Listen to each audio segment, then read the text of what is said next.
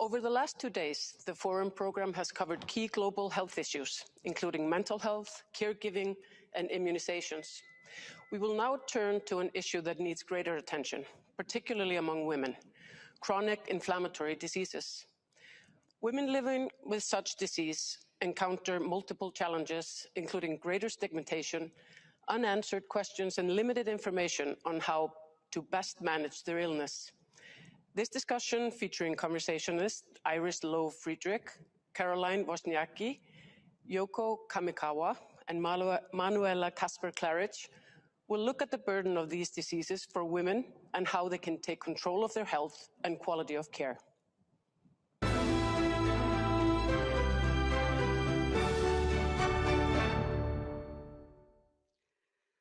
Good afternoon from Berlin, and a very warm welcome to all of you who join us for this session now. This panel considers the socioeconomic burden of severe chronic diseases in women worldwide, and we will hear insights into the fight with the chronic disease from one of the great tennis champions. I'm joined by the Chief Medical Officer for UCB, a global biopharma company, Dr. Iris Lowe-Friedrich, and by world-renowned Grand Slam tennis champion and rheumatoid arthritis patient, Caroline Wozniacki. We will also hear comments by Japan's Minister of Justice, Yōko Kamikawa. But let's now go to Iris. Iris, you are the Chief Medical Officer at UCB. Why is this issue of inflammatory disease so important to you and to your company? Hi, Manuela. UCB is a global biopharmaceutical company, and we are focused on creating value for people living with severe chronic diseases, including inflammatory diseases. We are working with stakeholders to address the unmet needs of patients and caregivers, and we want to help them achieve their goals and to live the lives they want.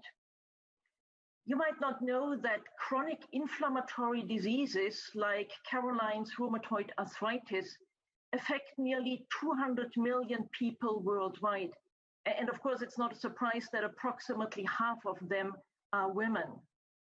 There are some serious inflammatory diseases, chronic inflammatory diseases, which are more prevalent in women than in men, even 3 times more prevalent in women than in men. So for UCB, this means that we need to work on the unique challenges that women living with these diseases encounter. These unique challenges are, for example, a greater feeling of stigmatization. Women are also more likely to suffer from stress and loneliness than men when living with a chronic disease. And again, these are not addressed in the current healthcare system. Another challenge for the women is that they are often diagnosed with their chronic disease during the height of their career and during their childbearing years. And of course, they wish to carry on working. They want to live the life they have chosen, and they want to build a family while managing their disease. And very often there are, of course, concerns and many unanswered questions. Unfortunately, there is still very limited and conflicting information on how to best manage the disease. And we are deeply committed to ensure that appropriate data are generated and that information is available for women and for the physicians they are working with. So Iris, is there currently a disparity between genders in healthcare, and specifically in women with these severe chronic diseases like Caroline's? Yeah, I think, if you look at the latest WHO report, I believe issued in 2019, that showed that women are outliving men everywhere in the world. And the gap in life expectancy would be even wider in women if women in low-income countries had better access to health care. And yet current treatment guidelines do not recognize gender as a reason to consider different approaches to their care. Policies and frameworks need to ensure that they reflect an equity-based approach to the care of women. Health systems that take account of gender differences in their public health strategies are more likely to be successful. So how does UCB, your company, tackle these kind of gender disparities, and what do you do? Yeah, at UCB, we are very pleased with the research and the support that we have already provided for many years in our efforts to improve the care for women of childbearing age living with severe chronic diseases. Of course, we know that there's still a need to improve the standard of care for these women. Within our current and future therapeutic areas, we are committed to become the leader amongst women of childbearing age by empowering informed decisions and optimized care management.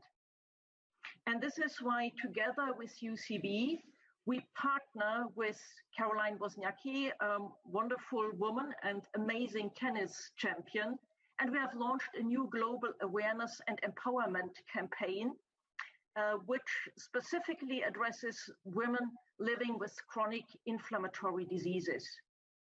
This program ultimately aims to empower women with inflammatory diseases like rheumatoid arthritis, axial spondyloarthritis, psoriatic arthritis, and psoriasis to make informed decisions about their care and to have productive discussions with their healthcare providers. The campaign aims to inspire, to encourage, and to empower women through sharing Caroline's personal journey. This is how we are supporting women, and this is a deep commitment near and dear to our heart and our mission. Thank you, Iris. And now let's go over to Caroline, who's joining us from St. Louis in the US. And Caroline will share her personal story with us. Caroline, thank you for joining us, and please go ahead.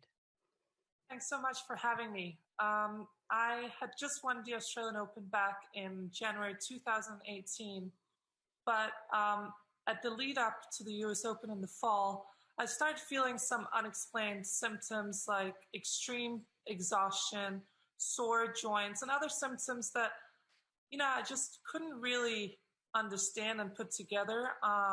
One moment I was #1 in the world in tennis and at my physical peak, and that's what I was known for.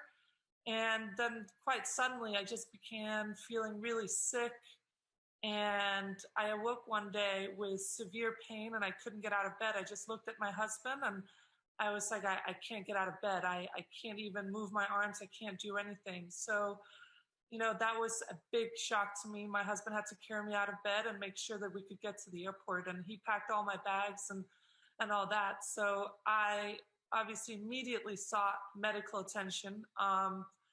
And I was told by the doctors that it was either me being in bad shape, that it was a mental issue for me, that maybe I was overworked or even pregnant, and that it was, just all in my head. And I was like, well, I know that there's something going on with me. I know that there's something wrong with my body, and I just need to know what it is. And it was really just an emotional and physical roller coaster for me. I didn't know how to make people really understand what I was going through and experiencing, because it's not something that you can really see from the outside. It's not like you have a broken arm or a broken leg where you can really tell. So I was just feeling really alone. And I was thinking, if so many doctors could get my diagnosis wrong, how about, even though I had access to the best doctors via the tennis, and they had to take me seriously, I thought, how about the normal, regular woman that comes in and tells the doctor how they're feeling? How are they going to get diagnosed, and how are they going to get on with the treatment plan? So my turning point really came when I finally found an incredible rheumatologist who understood what it was that I was going through. She got me on a game plan.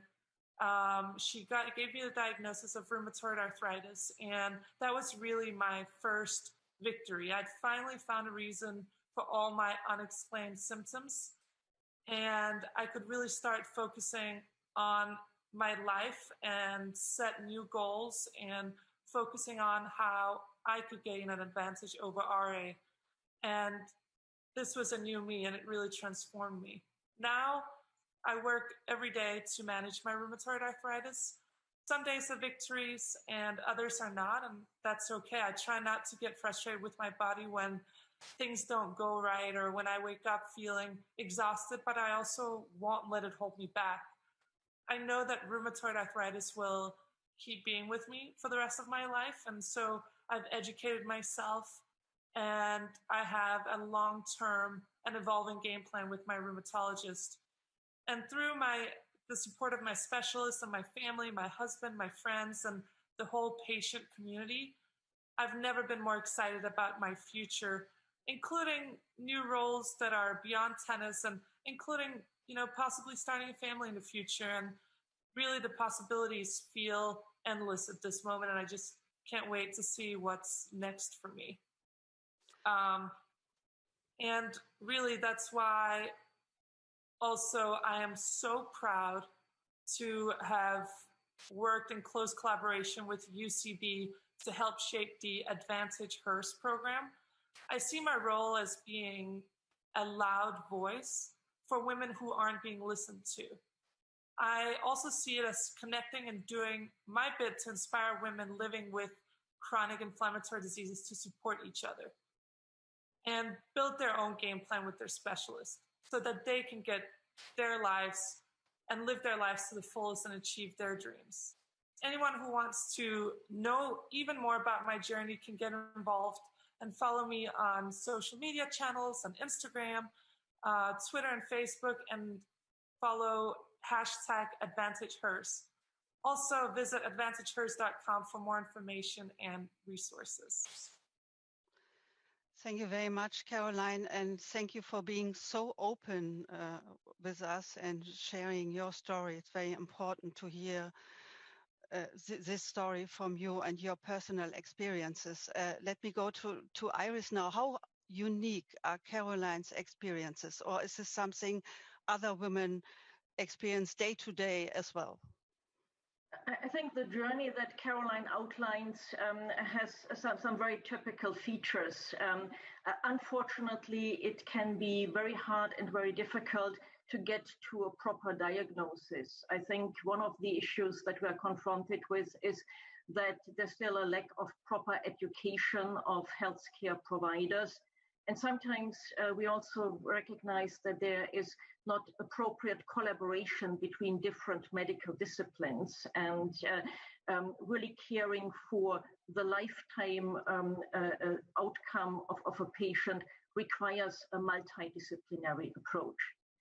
Another topic that I would really like to highlight is that good conversations that enable a good decision need to be based on data, and women are not always included in clinical research, are not always included in clinical studies.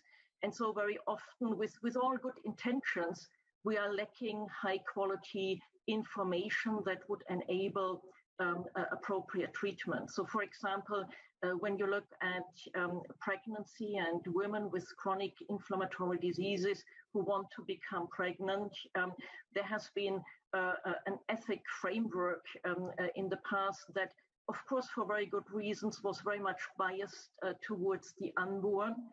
But of course, we also need to be mindful that withdrawing treatment from the mother is probably not appropriate, and a well-treated mother will have a better, healthier life, and probably also a better pregnancy, which again is the right thing for the fetus. So there's a lot of more balanced data generation and more balanced conversations that are needed. Thank you, Iris. And Caroline, you mentioned the #AdvantageHERS. What do you want to achieve with having this hashtag? What is your look into the future?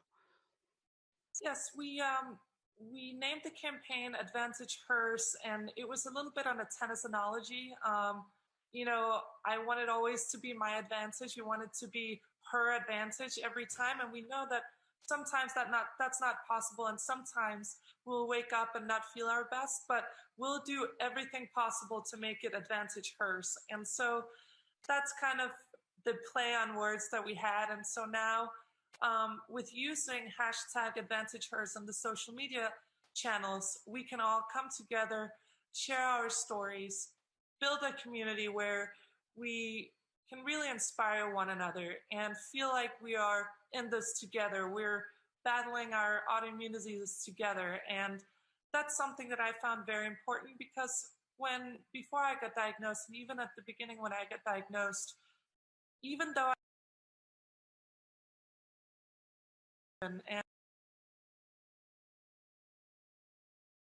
and they listened to me, it still was very difficult for them to understand exactly what it was that I was going through, because they'd never felt the way I was feeling. And even though I was speaking to them, they looked at me and I looked fine. So it can feel very lonely sometimes. And that's why I think it's so important that we have built this community where not only can you gain information, but we can be in a place where we can share our stories, feel like other people really understand what you're going through, and we can help one another gain the advantage over our autoimmune diseases.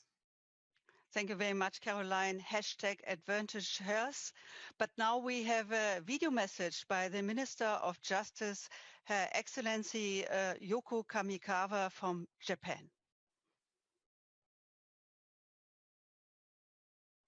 Excellencies, distinguished speakers, and guests.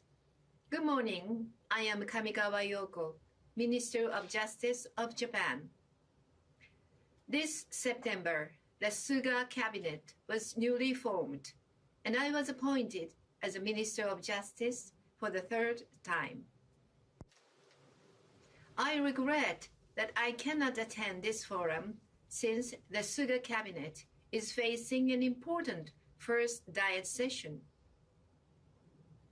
Last year, Japan hosted WPL Summit on the main theme of taking actions to advance society through the SDGs. After the productive discussion, an outcome declaration was adopted to support women's health over their lifetimes as one of the important pillars. It is very significant and timely to focus on women's health today under the COVID-19 pandemic. The COVID-19 pandemic causes not only the direct health damage, but also the secondary health damage.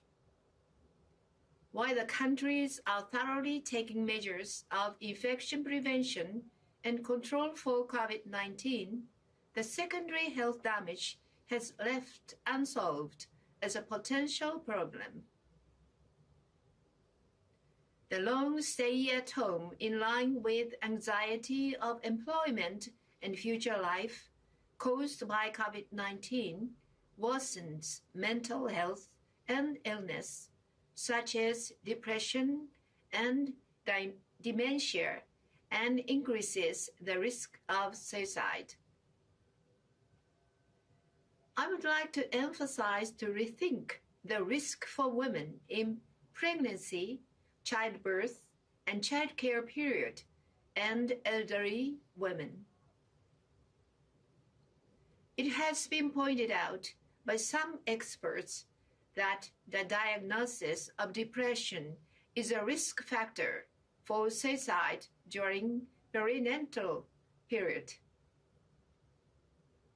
As the pandemic reduces the opportunity to communicate with others, women's mental health care has become an important issue.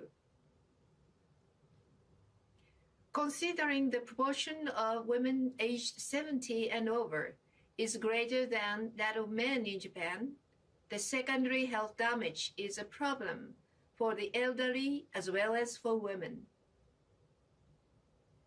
Since those new health damages are pressing challenges for countries, it is important to build a platform in collaboration with empirical researches and make policies for COVID-19 secondary health damage. Japan started to consider the prevention of secondary health damage by utilizing 3 approaches: developing ICT infrastructure, connecting local community activities, promoting exercise and sports. New approaches to women's health are needed based on the key concept of human security. I hope the WPL becomes a valuable platform to collect and analyze data, gather wisdom, and share the best practices among political women leaders in order to achieve the global health coverage which leaves no one behind. I am eager to continue taking action for promoting women's empowerment and bringing about an inclusive society. Thank you very much for your attention. Yeah, thank you very much to Her Excellency Minister Yōko Kamikawa, and a big thank you also to Iris in Düsseldorf and to Caroline in St. Louis, and to all of you who joined this session, and all the best for me here in Berlin. Thank you so much. Thank you very much. Thank you. Take care. Bye.